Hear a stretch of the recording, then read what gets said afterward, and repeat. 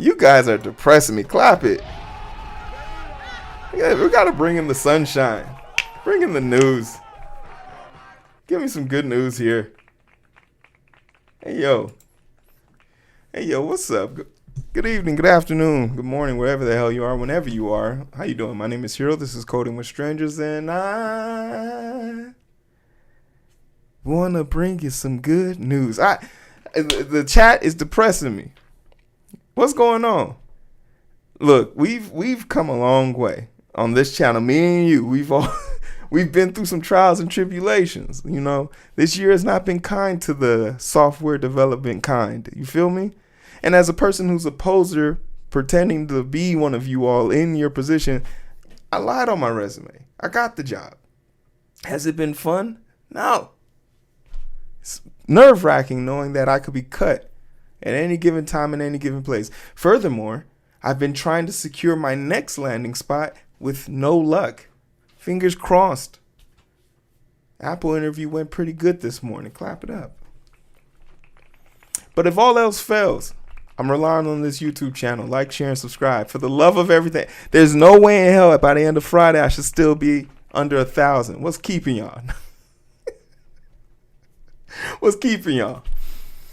But in all actuality, the concern is why the jobs have fallen off. We have some answers for that. Moreover, it's probably because of greediness. But moreover, when are the jobs going to come back, right? When are things going to start looking better? And we can use the past, we can use some numbers, but more importantly, we can use what expectations are for the future. And a lot of it, although we're not a political channel, has to do with the fact that we're in an election year. Moreover, inflation and Papa Pow. So let's take a look at how we got here, and then we'll take a look at what's to come, and maybe that'll hopefully brighten up your day. No, let's get it. We got 3 things we want to cover, and then we'll look at some graphs because numbers don't lie. The Great Tech Reset, unpacking the layoff surge of 2024. We can take a conscious look at this, but we understand, 15% of most tech companies laid off at least on average 15% of their whole entire staff and working. And it's for a multiple region. Inflation and higher interest rates is definitely a thing, but this is a collective. I want to bring attention to this one. Inflation and a higher interest rate. The U.S. Federal Reserve aggressive rate hikes in 2020 aimed at curbing the highest inflation rates in 40 years have had a far-reaching unintended consequence. While these measures have begun to tame inflation, they have also significantly increased the cost of borrowing and servicing debt. Companies, particularly those in the tech sector, are now forced to scale back on their growth investment and hiring as they divert hard-earned cash to cover their debt obligations. I think this is utter bullshit. This section right here is utter bullshit, because we also know that these tech companies had no problem, specifically Microsoft, dumping $19 billion into OpenAI, a figment of their imagination about what the AI system would generate and possibly do. Right? This isn't true. We know for a fact that after COVID, a lot of people took a golden parachute out of the space, and they're trying to recoup that money back. Also, you can't have growth if you don't have people to bring you innovation. So it's a snake eating the tail. How do you expect to have innovation if you don't have people to build the idea? I find this to be redundant and flaccid. It's like an uninteresting softcore porn. Get to the good part, okay? You want to be able to buy your stock, do your buybacks and your stock backs, and remember the regulation about their ability to have buybacks was put into place also in 2022. So if this isn't them lashing out and telling and being upset, I don't know what is. But the fact that they can't borrow money at the interest rate that they normally do definitely plays a tug. And we'll come back to this, because that interest rate ability not to be able to do that does serve a purpose in the future. Economic downturn and a recession fear. This has been an ongoing thing. And unfortunately for us, our country and our government functions on our ability to bully people. Whenever things are downturning and we find ourselves being involved in conflicts across the globe, it tends to take away from the internal spots of American spots of mind. And I'm not a person that even wants to argue with people about this as much as saying, hey, look, I get no, Americans, when they don't have the ability to take care of themselves, they don't really care about what's going on in the outside world. The AI factor is not something that started this, and it's probably done some damage, but I don't think it's risen to the fact. Let's see if they understand the truth. Forbes, artificial intelligence is profoundly reshaping the tech landscape, creating both opportunities and threats. While AI promises to generate new jobs and boost productivity, it also poses a significant risk. Those who fail to adapt to IBM's decision to cut 3,900 jobs in the marketing and communications division while freezing hiring for the roles they could be replaced by AI is stark illusion of this trend. The shift towards AI is driven efficiency to forcing companies to rethink their workforce strategies. Want to know what's also strange? They also have been forcing people to come back in, or their IBM forcing people to come back in or be fired. And then what do you know? During IBM's stakeholder meeting, where they had to disclose that some of their chips were defaulty and less useful during the biggest cut that they've ever had. So because they were understaffed, they had one of the biggest bugs in one of their processing chips that is considered to make it utterly useless. There's no way of salvaging the situation. So for all their bluster and blunder about come back and work from the office, and they cut all these people just for them to have this major fuck up. But no, they're gonna blame it on AI. No, we found a better way. Also, we know that people don't like talking to AI bots. Have you guys gotten a call from an AI person yet? It's infuriating. It's infuriating. How dare you think you can talk to me? And then lie and make up a name for themselves. Hey, this is John. Like, you're not a John. You're a figment of our imagination being forced upon me. But like, IBM's not a good example to use here, because they stood on business about, oh, we got to get people from working from home and bring them in. And then the people who didn't come back, they fired them. And then what do you know? Their next product line is dog water. Shocker. Maybe you should let those motherfuckers work from home. Pandemic overhiring, we know about this. We know that this was a bunch of people trying to get as much talent as possible. Makes sense. Outsourcing and offshoring. You know, Amazon's guilty of this. Amazon told us that they had a whole entire grocery store dedicated to our ability to go in, you know, pick up something, and then we walk out and we get a bill for it later. Turns out it's just a bunch of people in India. They're AI, right? The human impact. The fallout from the layoffs is deeply personal and far-reaching. Behind every statistic is a person, a friend, a colleague who may have family or support college tuitions to pay for, bills to cover. These are all often highly skilled professionals who now face an uncertain future. This wave of layoffs is reminiscent of the dot-com bust of the early 2000s. And the thing I love about that is we recovered from the dot-com bust. We recovered. You feel me? We got better. Things did get better. So it's important for us to keep that in mind, that we've seen downturn like this in the tech industry, in the tech world before. So don't panic. It's just about how you develop yourself in the downturn that really dictates how you're going to bounce back, right? The only balls that don't bounce are flat. But with crucial difference, today tech workers are older, more experienced, and often more deeply entrenched in their careers. The psychological and financial toll can be overwhelming. This is why you got to have community. This is why you need community. Don't be in the fucking dark just typing away at your keyboard like some 10x Code God. Go to meetups, meet people, have parasocial relationships like this. Have someone fill your vibe out. Have some people look at your fucking resume. Make sure you're not spelling shit wrong. These are all important things, right? These are all important things. But it doesn't have to be. For example, a colleague of mine is seasoned software engineer, project manager with 10 years of experience, found herself jobless overnight and now navigating the uncertainty of the job market. I suggest she explores specific opportunities in data centers, cybersecurity, customer experience, outsourcing, and data science industries where there is strong demand and skill for U.S.-based project managers. This moment calls for a great reset in how we address the crisis and prepare for the next phase of the industry. I've often said this, you don't need to work for Apple, Google, YouTube, Twitch. Home Depot has a data science team.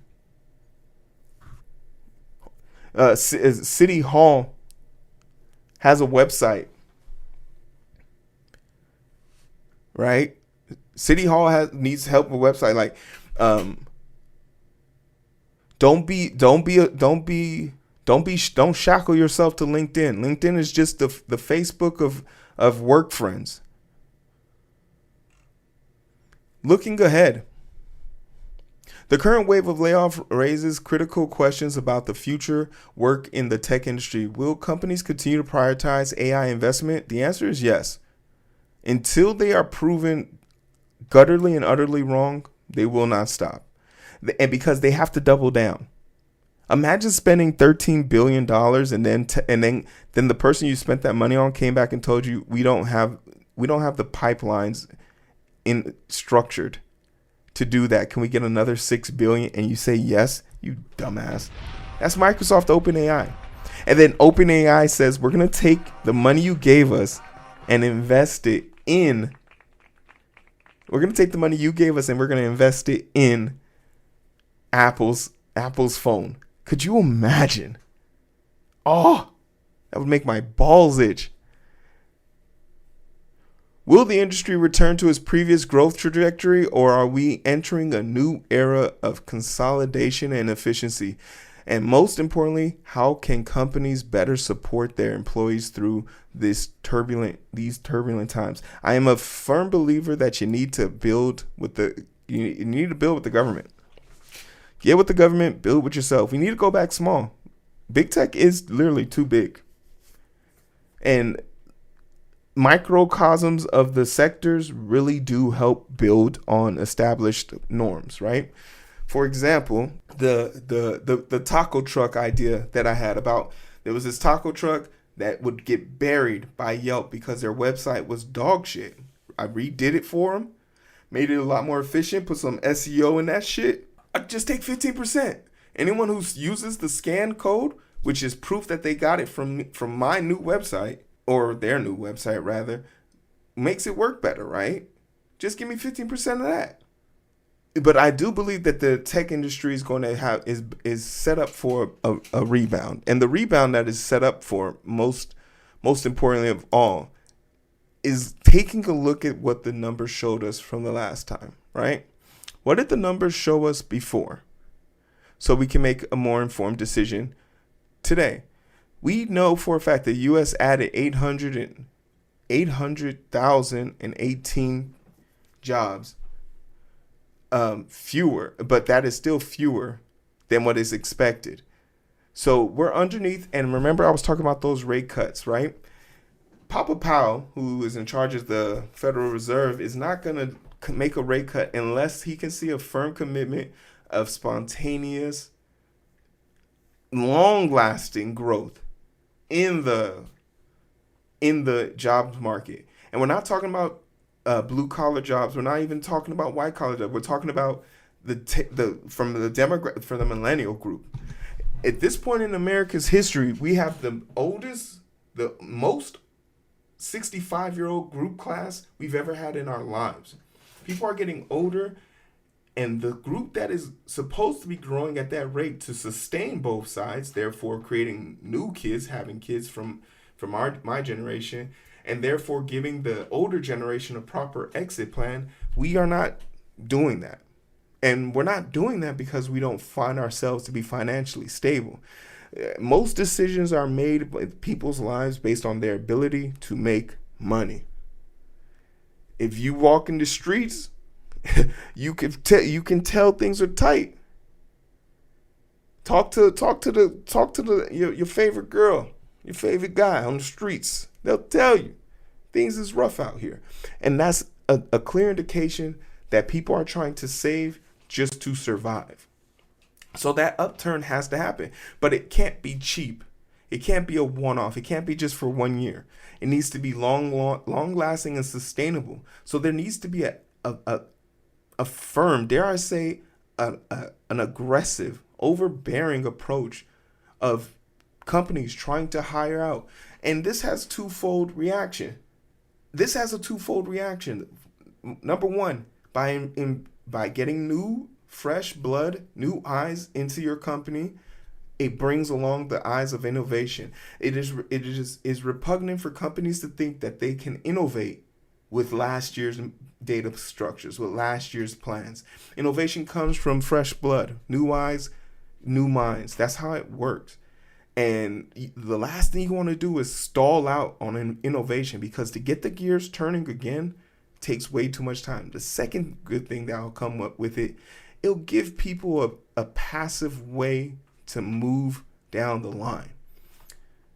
Retirement and pension plans have literally disappeared, so people have to work longer and further into their careers, which, once again, if you weren't feeling secure about retiring at the age of 65, you're not going to feel any more secure at the age of 75. These people will continue to need to have work and jobs. Dare I say, maybe we need to focus more on that aging demographic. Get those old ass motherfuckers up out of here. Get your punk ass out of here, Dave. Been working here 30 years. Oh, what a bragging right. I haven't committed. I'm still trying to be in a committed relationship for that goddamn long. Here you are bragging about being in the same office. But another thing that a lot of people can take into consideration is that there's an election going on. Hey, and we're not a political channel, but here we have since 2004 all the way to 2024, 20 years. Somebody help me do the math. So in 2020, and the math that I stated out here, or the trajectory, is every election year, not election, not a what's that thing called? A dead man? Not a dead man. A lame duck election. The year of the election, inflation, unemployment is significantly higher.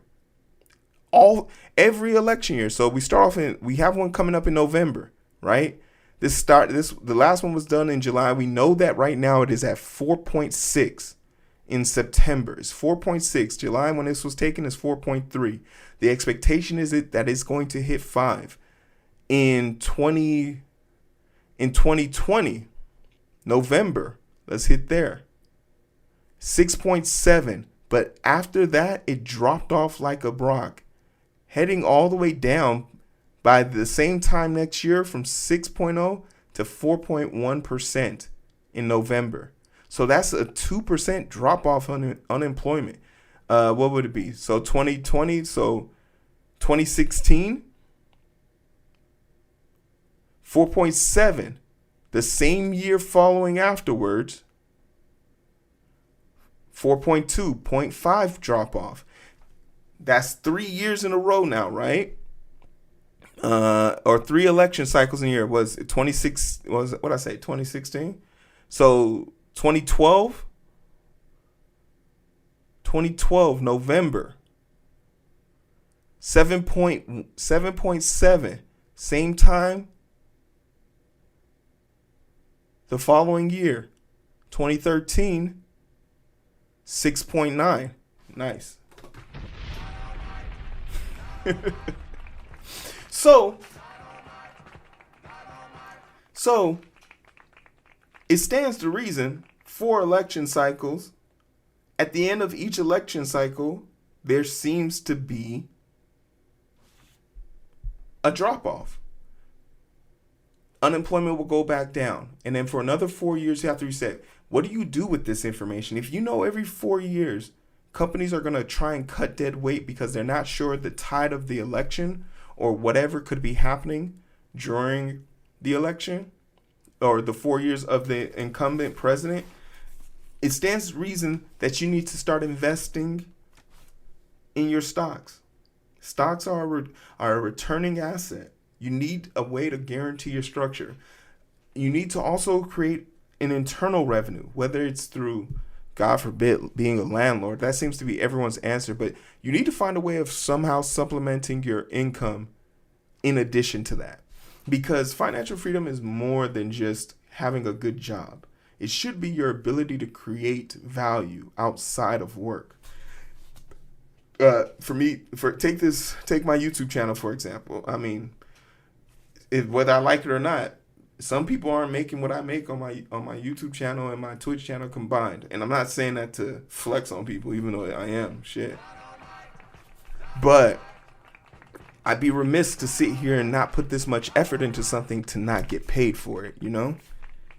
Also, another reason why we're going to see these numbers start to increase and jump up is because people didn't go back into the office. IBM let off 15,000 people, I believe. And whether it was through firing or mass layoffs, Amazon did 10,000 in 2023, and those jobs will need to be filled in. So you're going to see people who are willing to go back into the office start to get those jobs. The people who are willing to do the hybrid model versus the fully remote will get those jobs. And that's perfectly fine. But those are reasons why we'll start to see the job numbers increase. But more importantly, I think the three things we have to take away from this is we're in an election cycle. So once the election, 70 odd days away, 70 plus days away, we'll see that number come down as we've historically seen it come down. Papa Powell has sent a clear message that the job numbers need to reflect positive retainable growth for interest rates to drop at a significant level, and internalizing and creating your own wealth. However you choose to do that, however you can do that. Create a small group where you guys go out and solve little company problems, fixing people's websites, making their websites, providing data. And to think about like these interconnected contracts and things like that is you create a clientele list for one company, and you use that same clientele to prop up the next one. Say, hey, I'm coming to you with 600 people that you got from the other company. And you quickly find out that data runs everything. So the more data you have on the massive amount of people, think just local companies within your reach, the more impactful you'll become. I think it's a disservice to yourself if you're not making use of the businesses around you that are thriving and not finding a way to actually capitalize on it. Like you're selling it, you have too much skill to be hoping that Google hires you. You don't need Google. You can get this shit on your own, boy. You hear me? All right. So hopefully there's some good news for you guys. You know, like, share, subscribe. I'm gonna keep my eye on this, but these are my predictions. I love to hear how tragic your job hunting experience is. Tell it to me in the let's have a therapy session. Knock it out.